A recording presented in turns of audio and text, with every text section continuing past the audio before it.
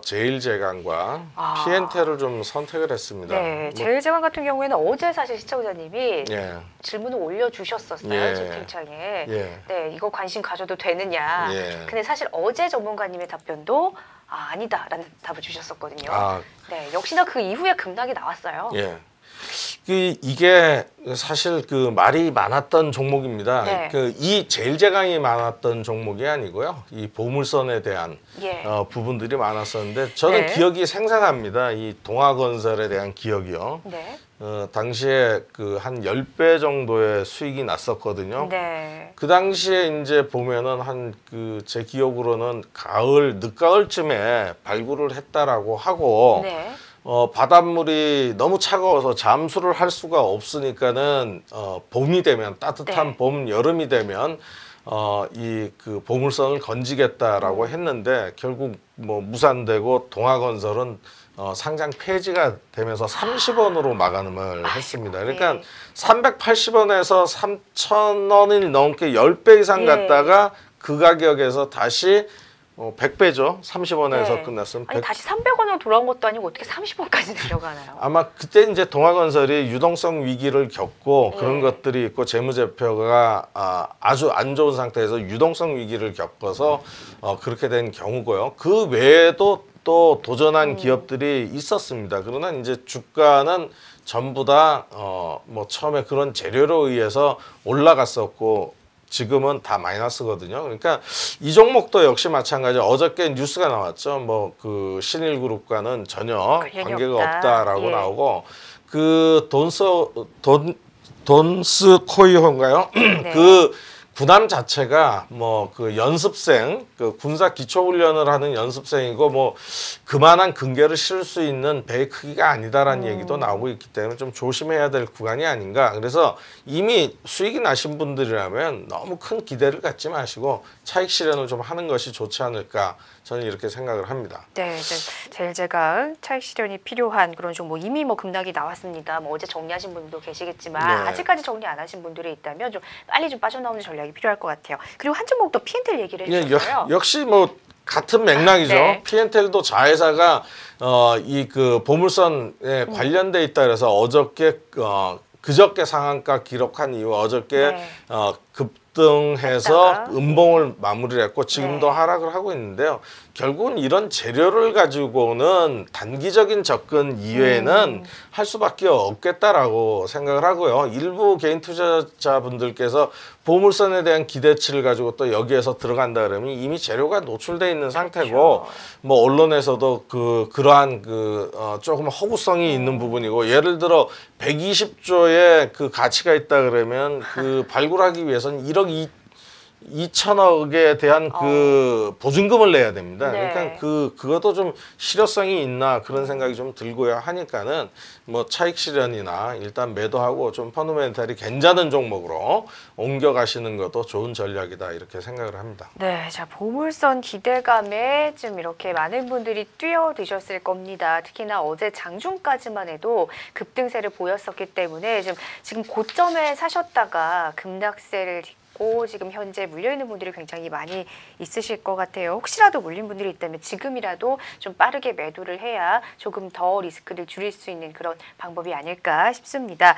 자, 그리고요. 한 종목만 더 봐주셨으면 좋겠어요. 채팅창에 질문이 올라와 있는 게 있는데 NK 김무성 관련해서 김무성 의원의 딸이 허위 취업을 했다.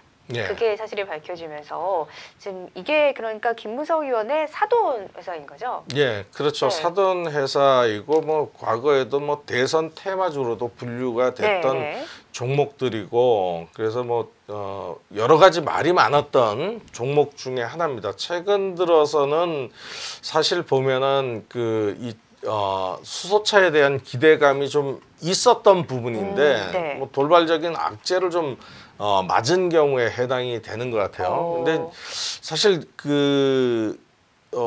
이런 부분 가족들을 취업시켜 가지고 월급을 주고 이런 경우는 사실 실질적으로 비일비재한 것들이 많았었는데 만약에 그 유명인이 딸이 아니었다 그러면 네. 이런 것이 부각이 되지 않았을 거라고 보는데 너무 네네. 유명한 분의 딸이기 때문에 부각되지 않았나 이렇게 생각을 좀 돼요. 그러면은 지금 낙폭이 좀 과한 네, 건가요?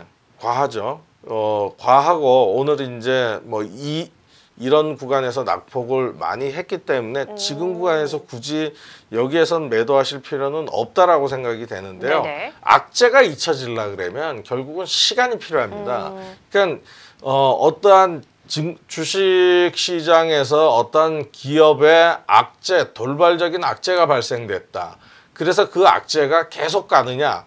그건 아니죠. 네. 어떤 시간이 지남으로 인해서 약간이 아니라 잊혀지기도 하고 그것이 좀 무뎌지는 그런 흐름들도 나옵니다. 우리가 뭐 마음을 다쳤을 때는 그 시간이 약이라고 하지 네. 않겠습니까? 뭐 이 경우도 보유하신 분들은 많이 다치신 것 같은데 지금은 이제 시간이 약이다라고 보시고 NK 역시 그 자동차 부품 업체이기 때문에 네. 매출은 거의 그 자동차 판매 대수와 연관이 돼 있겠지만 일정 부분이 확보되어 있는 상태고요. 마진율이 좀 낮은 상태일 뿐이지 회사에 대한 펀더멘탈은 거의 그 뭐라 그럴까요? 변화가 없습니다. 그리고 네. 또 하나 이런 것들이 나오면서 뭐 이제 환수 조치라든가 뭐 그런 것도 할 수 있으니까는 네. 이제는 뭐 악재가 다 나왔으니까는 악재 끝이라고 보시고 지금은 낙폭이 과대하니까는 그냥 좀 중기적으로는 네. 보유하는 전략으로 가셨으면 좋겠다 이런 말씀을 좀 드려보겠습니다. 네, 뭐 기업의 가치면으로 보면은 사업을 하는 부분에 있어서는 이렇게 지금 급락이 나올 만한 게 아닌데 그런 이슈에 의해서 급락세가 나왔기 때문에 오히려 이렇게 낙폭 과대 차원에서 말씀을 해주셨습니다. 자, NK까지 함께 살펴봤고요. 자, 그렇다면 제일제건과 P&L을 매도를 한다라면 어떤 종목으로 대체를 하면 좋을지 한번 대체 종목도 소개를 해주시죠. 대체 종목은 제가 드린 게 뭐 평화산업을 좀 드릴 수 있을 것 같은데요. 평화산업 제가 드렸나요? 제가 잠깐 네, 제 대본상으로는 다른 종목입니다. 그죠? 전문가님. 네, 죄송합니다. 제가 평화산업은 앞으로 소개시켜 드릴 종목이고요. 네. 예, 휴브레인입니다. 우리들 휴브레인이요? 우리들 휴브레인인데요. 우리들 휴브레인에 대한 부분들을 조금 말씀드리자 그러면 역시 이제 이 줄기세포에 관련된 어떤 연구와 개발을 좀 하고 있는 회사이고요. 네. 최근 들어서 주가가 이제 상승 행진을 했다가 이 주가에 대한 조정폭이 거의 한 황금 비율로 한 40%대가 좀 고점 대비 나온, 그러니까 바닥 대비 상승 이후에 네. 고점 대비 나온 그런 종목이다라고 보시면 되겠고, 최근 들은 뉴스를 보면 이 삼자 배정에 대한 유상증자에 대한 부분들이 좀 있었고요. 삼자 배정이라 그러는 것은 앞으로 사업에 대한 기대감을 가지고 주주 배정이 아닌 특정한 사람에게 삼자에게 배정을 해준 물량이기 때문에 이게 상장이 된다 하더라도 1년간 보호 예수가 되는 그런 부분이기 때문에 물량 부담이 없다라는 점을 좀 말씀드리겠고, 여기에서 이제 21선까지 내려왔기 때문에 가장 또 이상적인 그런 부분이 아닐까 해서 대체 종목으로는 제가 이 우리들 휴브레인을 말씀드려 보겠습니다. 네, 자 그러면 요거는 얼마까지 한번 보면 좋을까요? 네, 1차적으로 지금 보면은 단기적인 관점은 직전의 고점대를 넘어가는 구간까지는 충분히 나올 수 있는 N자 파동일 경우에는 우리가 조정폭에 대한 길이만큼 올라간다라고 했으니까요. 이 조정폭이 3,800원대에서 3,100원 200원대로 나왔기 때문에 추가적인 상승이 나온다 그러면 한 4,100원에서 200원까지의 상승폭은 좀 있다라고 보고, 목표가를 그 정도까지 한번 보시는 것이 좋겠고요. 여기에서는 거의 이제 바닥권이 왔기 때문에 조금씩 물량을 모아가는 그런 전략, 여기에서 추가적인 하락이 나온다 하더라도 조정폭은 그렇게 크지 않을 그럴 부분이다라고 판단되기 때문에 일단 물량을 모아가는 전략으로 4,100원에서 4,200원 정도 보시면 좋을 것 같습니다.